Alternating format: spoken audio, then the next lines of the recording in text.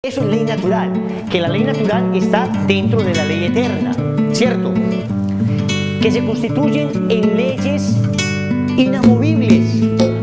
Ley divina y humana.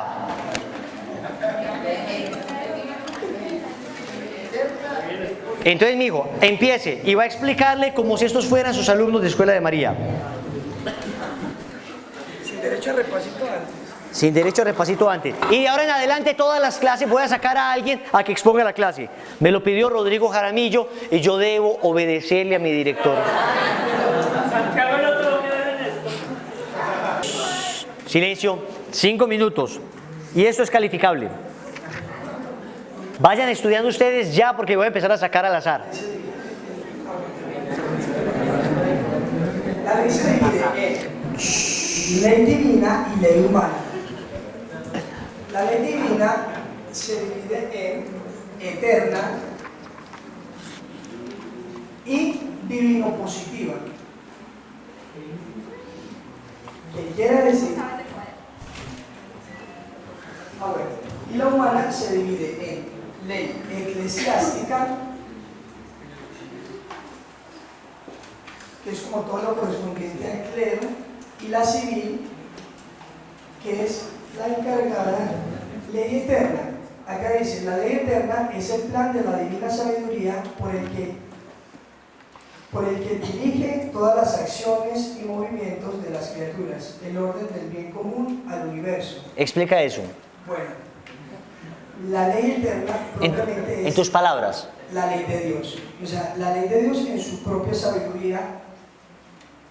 Aquí dice, es el plan de la divina sabiduría de Dios, por el que divide todas las acciones y movimientos de las criaturas, o sea que seríamos nosotros sus hijos, en el orden del bien común al universo, como la rotación del planeta, como que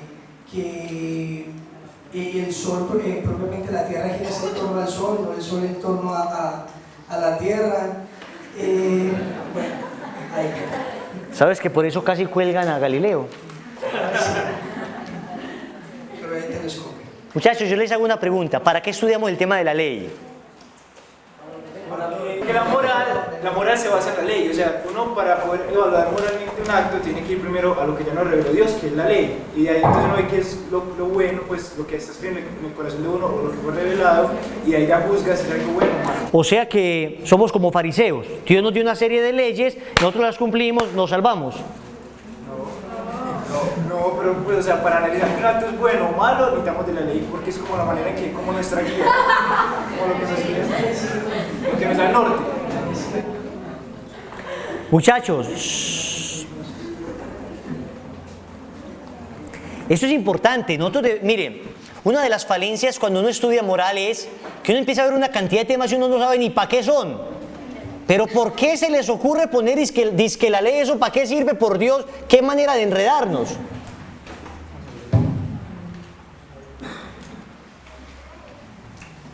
¿Por qué yo sé que matar está mal? Porque hay una ley que me dice no matarás. La ley natural. A ver, muchachos, esto es importante que lo sepan. ¿Por qué matar es malo? Es que hubo una ley que me dijo no matarás. ¿Por qué yo digo los actos homosexuales? ¿Esto cómo se llama? Ley de la gravedad. Muchachos, ¿por qué yo sé que un acto homosexual está mal? Entonces yo digo, solución, porque nuestra cultura lo considera malo. Exacto, entonces hay algo más allá de lo que nuestra cultura considera. Hay algo más allá de lo que el homosexual dice, pero es que a mí me gusta, yo me siento muy bien. No, mijito, eso es lo subjetivo, eso es lo que eres tú. Pero existe algo más allá de lo que eres tú. Existe, más allá del sujeto, existe el objeto, lo que es objetivo en sí mismo. A ver, Beatricita.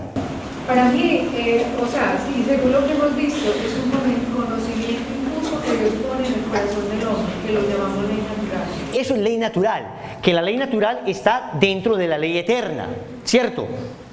Pero entonces miren que hay unas leyes que se constituyen en leyes inamovibles, en leyes que bajo cualquier cultura, bajo cualquier circunstancia, Faustico, concéntrate, acá, mirando acá todos, bajo cualquier cultura, bajo cualquier circunstancia, eso es así. ¿Por qué? Porque hay una ley que lo ha inscrito así. Yo por eso tengo que estudiar la ley, porque San Agustín definía el pecado como la transgresión voluntaria a la ley divina.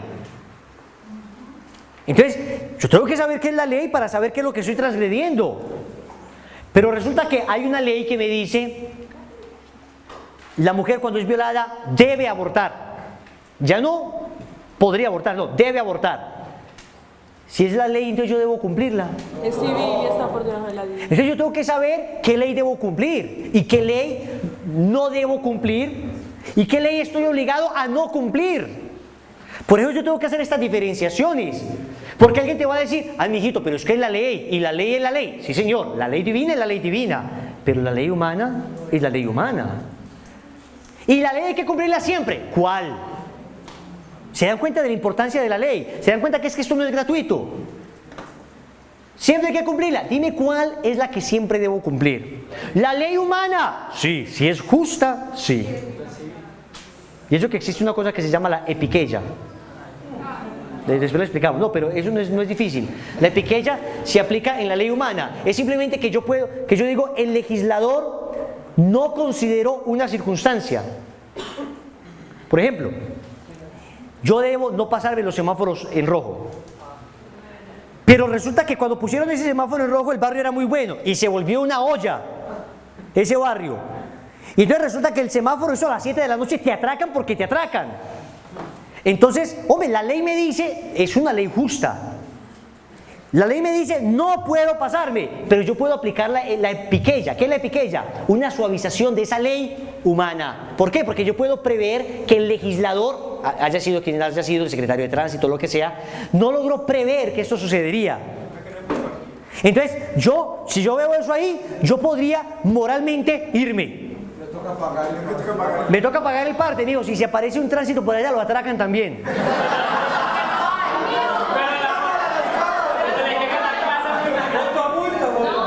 ¿Usted cree que en un barrio de su fotomulta se roban la cámara? Atentos. Entonces yo puedo decir epiqueia, es decir, suavización de la ley bajo esa circunstancia. ¿Por qué yo no puedo aplicar una epiqueia en la ley divina? Porque Dios tenía previstos todos los casos. Yo no puedo decir, hombre, está bien que Dios haya dicho no a las relaciones homosexuales, pero es que Él no conocía mi corazón. O sea, hubo un caso, el mío, en que mi amor por este otro hombre es tan perfecto que yo creo que acá hay una suavización. No puede haber suavización de la regla. Ahí te dice la introducción, sigue. Espere. ¿Queda claro por qué el tema de la ley? ¿Por qué es indispensable? ¿Por qué debemos conocerlo? Para saber cuál ley debemos siempre obedecer y cuál no siempre debemos obedecer y cuál definitivamente no podemos obedecer. En el fondo es para eso que lo estudiamos. Ahora, además de la ley me dice, no comas carne en viernes de Cuaresma. Y yo no sabía y comí carne. ¿Violé la ley? No. Sí. La ley fue violada. ¿Pequé? No. Porque mi conciencia estaba, ya sea por ignorancia, ya sea por inadvertencia, ya sea por error, ya sea... ¿Me hago entender? Entonces, digamos que la ley es lo objetivo. Y la conciencia, que es el tema de hoy, es lo subjetivo. Para evaluar una acción moral, yo debo ver tanto la ley como la conciencia de la persona. ¿Queda claro? En la ley aparece lo objetivo, o sea, en la ley aparece el objeto. ¿Ven? En cambio, lo subjetivo, la finalidad, aparece en la conciencia. Mi conciencia es la que me dice yo para qué hago las cosas. Entonces no es que estemos hablando de cosas distintas, sino que todo se va entremezclando. Ese es el problema de la moral, que uno dice, Dios mío bendito, entonces al fin, ¿qué tengo que evaluar? ¿La ley o la conciencia? ¿Qué tengo que evaluar? ¿La acción, el objeto, el fin o la circunstancia? ¿Yo qué tengo que evaluar? ¿Que conoce o que no conoce? ¿Que lo hizo libre o que no lo hizo libre? En el fondo es lo mismo. En el fondo todo se mezcla entre sí. En el fondo la conciencia requiere de conocimiento. ¿Me hago entender? La conciencia, de hecho, es un juicio práctico de la razón, del conocimiento. Pero eso lo vamos a ver ahora. ¿Qué significa esto? Que yo debo conocer el tema de la ley muy bien. Y cuando veo la ley divina, yo sé que la ley divina, todo lo que Dios me ha establecido, es para mi bien. La ley siempre persigue una finalidad y es cuidar un valor. Dios no nos puso leyes, reglas por capricho, sino que Dios nos puso leyes y reglas porque nos ama. Por eso, en la definición de la ley que pusieron, ¿quién me la lee, por favor? Cuando se define la ley en sí misma. La ordenación de la razón.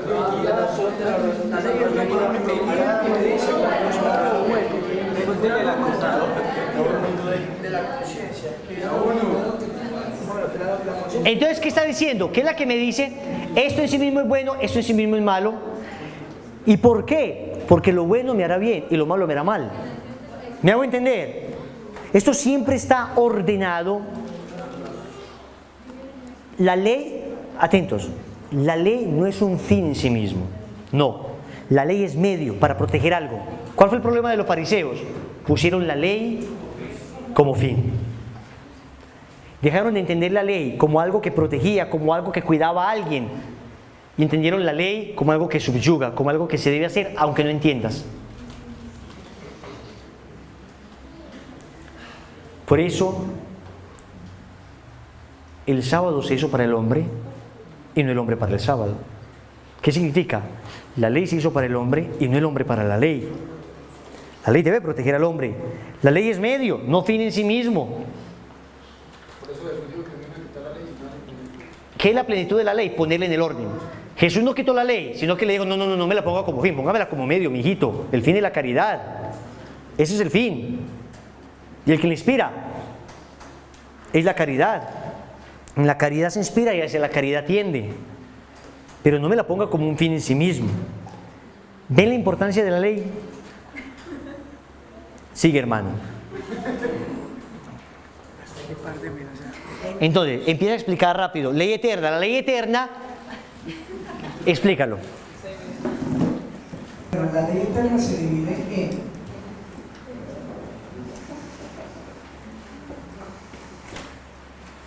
todo en cuanto a la creación y al hombre.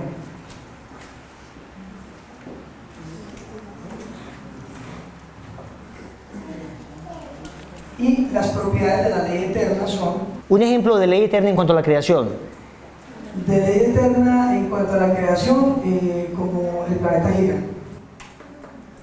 Eso está regido por una ley física. Es una ley establecida por Dios. Que los animalitos nazcan, crezcan, se reproduzcan y mueran. Eso es una ley. Eso está establecido. ¿Me comprenden? O sea, uno no tiene que decirle a cada animalito, bueno, ahora tú tienes que crecer, reproducirte y morir. El animalito lo sabe, hay una ley inscrita en la naturaleza. Nosotros no tenemos que pensar que la tierra gire, la traslación y la rotación. Eso está inscrito en la naturaleza. Y un ejemplo de ley eterna inscrita en el hombre. ¿Cómo se llama esa ley? Beatricita lo dijo ahora. La ley natural.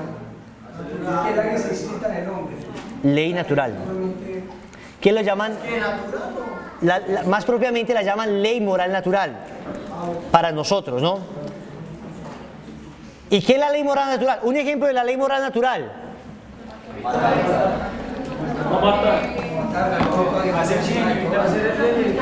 Hacer el bien y evitar el mal. Cuidar la vida, sí, cuidar la vida del otro, no matar. O sea, son cosas que están inscritas en el corazón del hombre. La pregunta es, entonces, ¿por qué hay culturas que lo ven como bueno?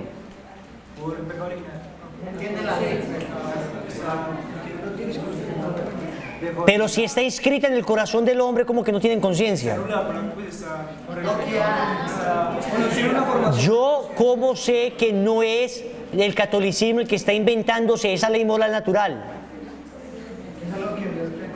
Muchachos, esa es la discusión de hoy. Esa es la discusión clave en tema de aborto.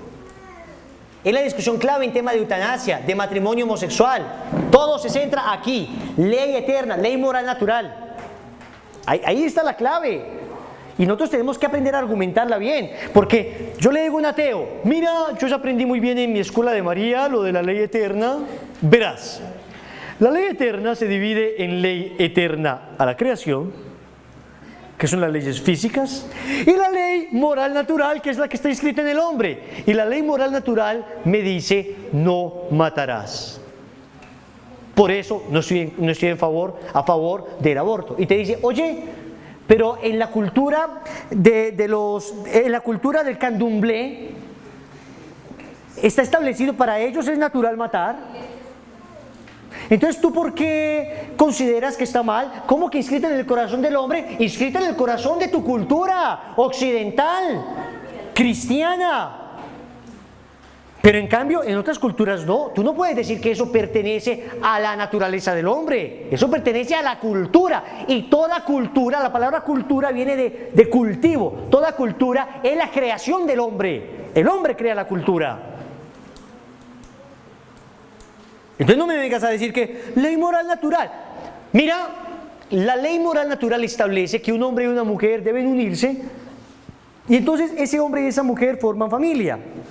Tu cultura occidental. Pero mira, yo te puedo demostrar en otra cultura que hombre y hombre se pueden unir sin ningún problema. Están llevando el plano de la ley al plano de la cultura. He ahí la discusión de hoy, señores. He ahí la quintesencia, el foco de la discusión. Nosotros tenemos que aprender a argumentar. No, señores, eso no es cultural. Que una cultura se haya degenerado y haya depravado yéndose contra la ley natural no significa que esto sea una construcción cultural, que es lo que dice la ideología de género. Eso pertenece a la naturaleza misma del hombre. Y por eso apelamos también a argumentos científicos. Por eso decimos, hombre, tú no eres hombre, tú no eres mujer, eso es lo que la cultura te haya hecho. No, señor. La ley moral natural quedó inscrita incluso en mi cuerpo. Si yo tengo cromosoma Y, en alguna parte soy varón. Punto.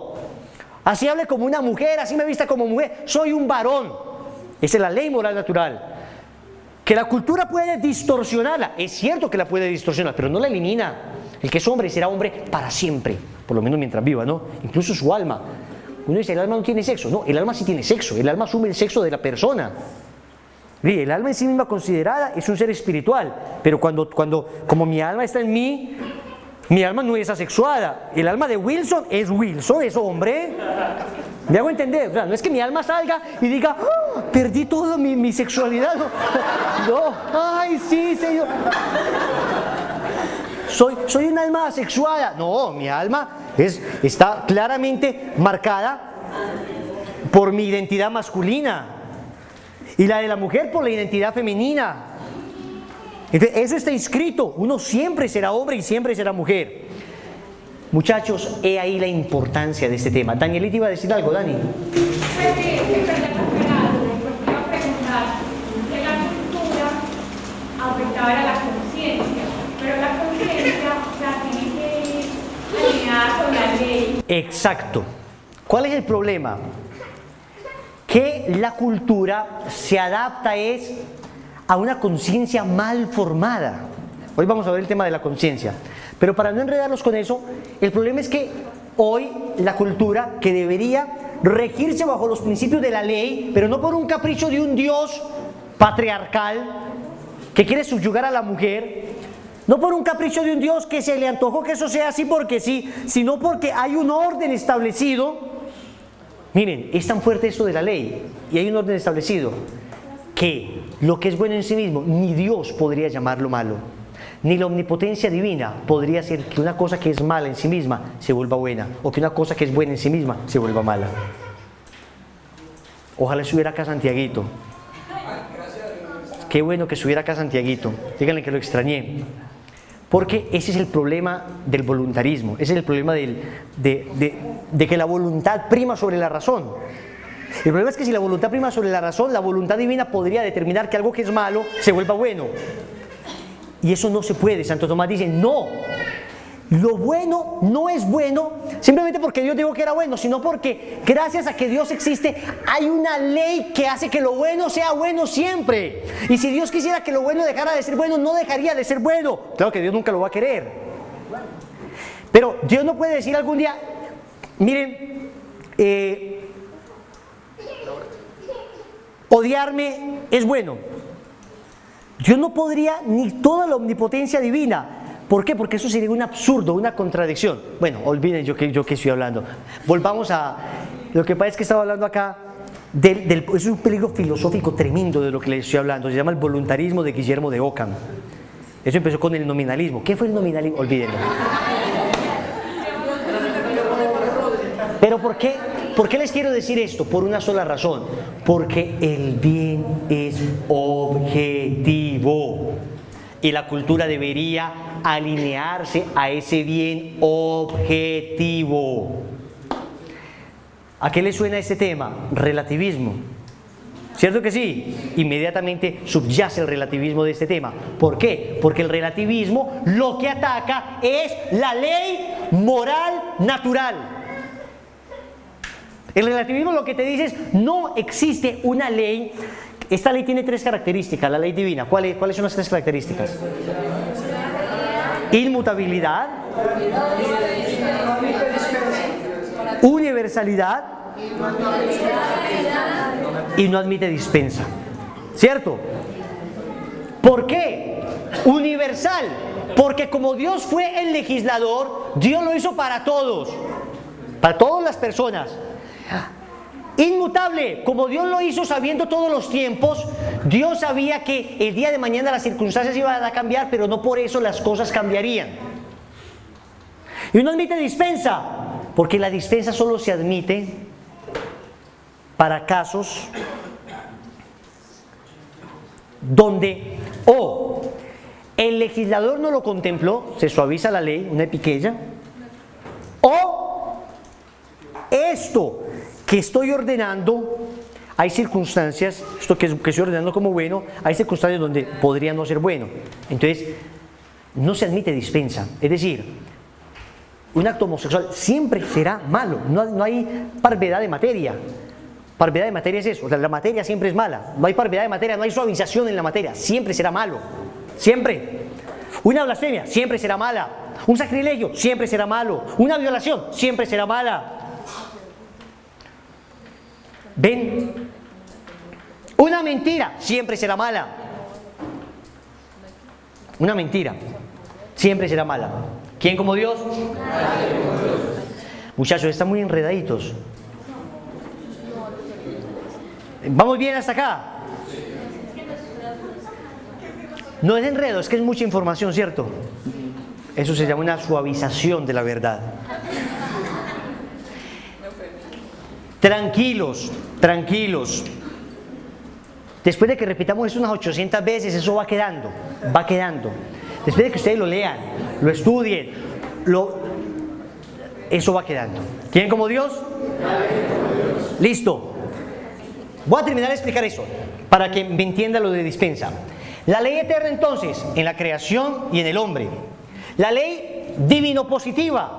Cuando ustedes en derecho escuchen hablar de algo positivo, eso es una ley positiva, eso es un acto positivo, significa que hubo un legislador que la nombró expresamente. O sea, que hay un dictamen que lo nombra. Miren que acá en la ley eterna no conocemos... Sí, exacto, es dada por alguien, pero digamos que la ley eterna también es dada por alguien, pero digamos que no hay un documento donde Dios dice acta número 0001. La tierra debe girar en torno al sol a esta velocidad. No, eso está inscrito. Esa es la eterna. La eterna es Dios la inscribió, punto. No la dictó, la inscribió en el corazón del hombre. y en la naturaleza.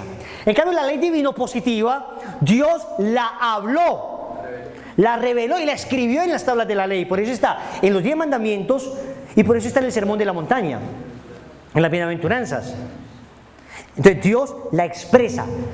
Es un mandato positivo de Dios. O sea que Dios, hay legislador que dictamina este tipo de cosas. Entonces por eso no admite dispensa. Los mandamientos no admiten dispensa. O sea, siempre se deben cumplir. No hay una circunstancia. ¿Qué es eso de dispensa? Hombre, que bajo una circunstancia se podría no cumplir. No admite dispensa. Siempre se debe cumplir. Listo. En cambio la humana, por ejemplo, una ley humana eclesiástica es el celibato. Tiene dispensa. Un sacerdote se sale, sigue siendo en orden sacerdotal, sacerdote para siempre, pero podría pedir una dispensa a la Santa Sede. La Santa Sede le levanta la dispensa de su celibato sacerdotal y se puede casar. Sigue siendo sacerdote, pero se podría casar. Y no peca. Lo que pasa es que generalmente esos pobres padres terminan muy mal. O sea, de verdad, se terminan porque bendito sea mi Dios. No, eso no es fácil. Si tiene un proceso larguísimo, tiene que enviar una carta, le dan un año sabático, eso se demora 4, 5, 6 años. Tienen que enviar una carta argumentando con el derecho canónico, una carta argumentando sus razones personales. Un obispo puede pedir una dispensa. Sí, pero al obispo, bueno, con el obispo es un caso distinto. Al obispo se le llama, ellos pierden el estado clerical, se llama pérdida del estado clerical. Pero bueno, es para ponerte un ejemplo. ¿Qué es esto de la dispensa? Eso, que estas leyes podrían dispensarse. ¿Por qué se podrían dispensar? Porque proceden de una voluntad humana, inspirada por Dios, pero voluntad en todo caso humana. ¿Listo? ¿Queda claro? Y la ley civil, pues ya la conocemos todos, ¿no? La ley civil son las leyes que tradicionalmente rigen los países. ¿Quién como Dios? Eso es lo importante de la ley. Eso fue más o menos lo que vieron. Breve resumen. Listo. ¿Queda claro lo de la epiqueya? Una suavización de la ley. ¿Admite la ley divina epiqueya? No. Punto. Porque Dios siempre ha previsto todos los casos. Bien, vamos a ver el tema de la conciencia. Hola.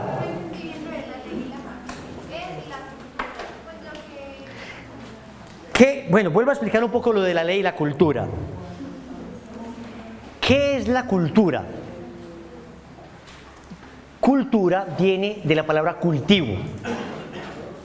Es lo que el hombre produce. El cultivo del hombre, lo que el hombre produce. Como las circunstancias que empiezan a rodear una sociedad en todos los órdenes. En el orden político, en el orden social, incluso en el orden religioso. ¿Qué fue lo hermoso de la Edad Media? Que había una cultura cristiana. Todo en la cultura, es decir, la manera en que se manejaban las leyes, lo que se estudiaba, las artes, todo giraba en torno al cristianismo. Eso era una maravilla. Por eso el demonio la detesta tanto y la ha desacreditado tanto. Pero la cantidad de santos que produjo la Edad Media, yo creo que no existirá otra edad de la humanidad que produzca tantos santos y que produzca un bienestar social tan generalizado como el que produjo la Edad Media. La gente era feliz en la Edad Media, seguro. Ahora lo critican, pero la gente era muy tranquila, muy feliz, se vivía muy bien. En realidad la Edad Media no fue solo Inquisición, solo cruzada, no. Esos son los puntos negros, que por lo que llaman oscurantismo en la Edad Media, pero en realidad la Edad Media fue un verdadero florecimiento en todo sentido. La bondad de las personas, la santidad, había cosas muy lindas. Claro, empezó a decaer, por supuesto, y por eso se deterioró. Pero en la Edad Media la cultura era todo cristiano. Ahora que tenemos una cultura posmodernista, una cultura que se ha fundamentado en el sentimiento, una cultura líquida, no hay nada sólido, no hay nada en lo que yo me pueda parar como una verdad absoluta, todo es líquido, todo se mueve. ¿Y qué pasa? Que la cultura, el cultivo del hombre, el desarrollo artístico, el desarrollo político, el desarrollo legislativo, el desarrollo de educación, todo, que eso hace parte de la cultura, las artes, lo que inspiran las artes, debería regirse conforme a la ley. No sería, atentos, no es que entonces la humanidad nunca progresaría, sí, porque los progresos científicos, los progresos tecnológicos, aunque hacen parte de la cultura, podrían regirse bajo los principios de la ley divina y no habría ningún problema. Eso cuidaría de que la cultura no destruyera al mismo hombre. ¿Cuál es el problema de ahora?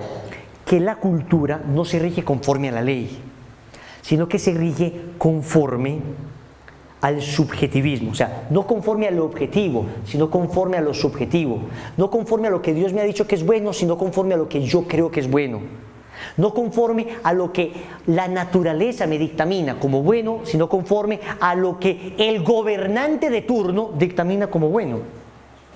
Y si el gobernante de turno le da por decir que la pedofilia es algo bueno, hacen lo que en este momento acaban de aprobar en Holanda, una asociación de pedófilos aprobada institucionalmente por el gobierno holandés. Existe en Holanda en este momento eso. Entonces, lo que vamos a hacer es, estamos metidos en la grande por eso, porque entonces van a decir todo es cultura, todo es cultura, todo es cultura, nada es escrito en el hombre. La tarea consistirá en aprender a argumentar la ley moral natural. Necesito que me traigan argumentos de ley moral natural. Que yo a un ateo le pueda decir, Señor, es que eso está escrito en el corazón del hombre. El homosexualismo va contra la naturaleza por esto, esto y eso. Pero vamos a la ley moral natural. O sea, vamos no solo al tema del homosexualismo, vamos a la raíz. Vamos a demostrar que sí existen cosas inscritas en el corazón del hombre. Que existe lo objetivo. Les voy a poner un ejemplo.